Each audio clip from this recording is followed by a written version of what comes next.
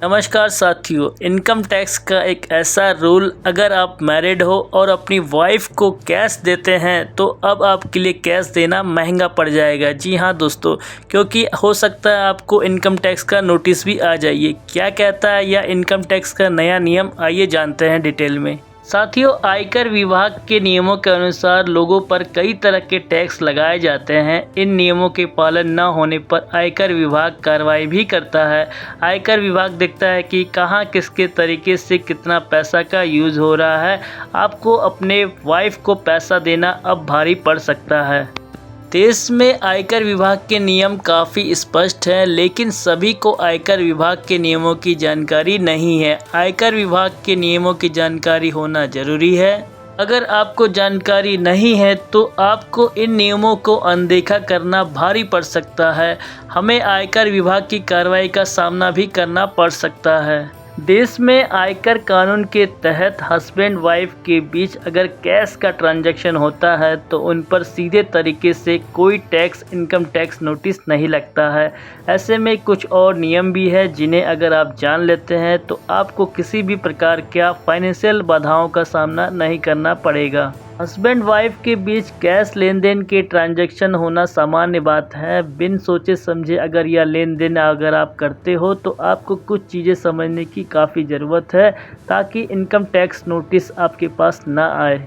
आइए जानते हैं क्या कहता है इनकम टैक्स का रूल। उससे पहले आपसे एक छोटी सी रिक्वेस्ट है, अगर आप वीडियो पे नए हैं तो वीडियो को लाइक, चैनल को सब्सक्राइब कर लें। आपको 1 सेकंड लगता है लाइक और सब्सक्राइब करने में, लेकिन इससे हमें काफ़ी सपोर्ट मिलता है। टैक्स स्पेशलिस्ट के अनुसार होम एक्सपेंस या गिफ्ट के लिए अगर हस्बैंड अपनी वाइफ को पैसे देता है तो यह पैसा हस्बैंड के इनकम के रूप में माने जाएंगे। इस पैसे का वाइफ पर कोई टैक्स नहीं लगेगा। हस्बैंड की इनकम में यह काउंट होंगे। इनकम टैक्स के अनुसार हस्बैंड वाइफ के बीच कैश लेन देन होने पर कुछ स्पेशल नियम लागू होते हैं। अगर हस्बैंड अपनी वाइफ को कैश या किसी अन्य तरीके से पैसा देता है तो इस पर इनकम टैक्स के नियम और धारा 269(s) और 269(t) के नियमों की पालन करना बेहद ज़रूरी है। आइए जानते हैं कैसे नहीं आएगा नोटिस। अगर हस्बैंड ने अपनी वाइफ को कैश दिया है और वह घर खर्च के लिए हो या गिफ्ट के लिए हो तो इस पर इनकम टैक्स नोटिस नहीं आएगा।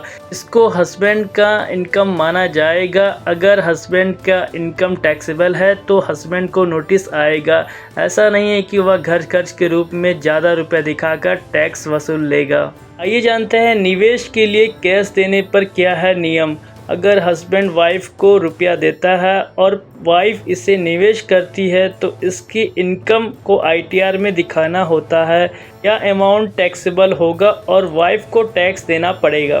क्या है वाइफ को कैश देने का नियम।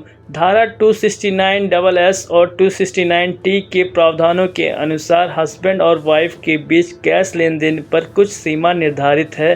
धारा 269(s) के अनुसार 20,000 रुपये से ज़्यादा का कैश एक बार में नहीं दे सकते हैं। अगर 20,000 रुपये से अधिक लेन देन किया जाता है तो यह बैंकिंग के माध्यम से होना चाहिए।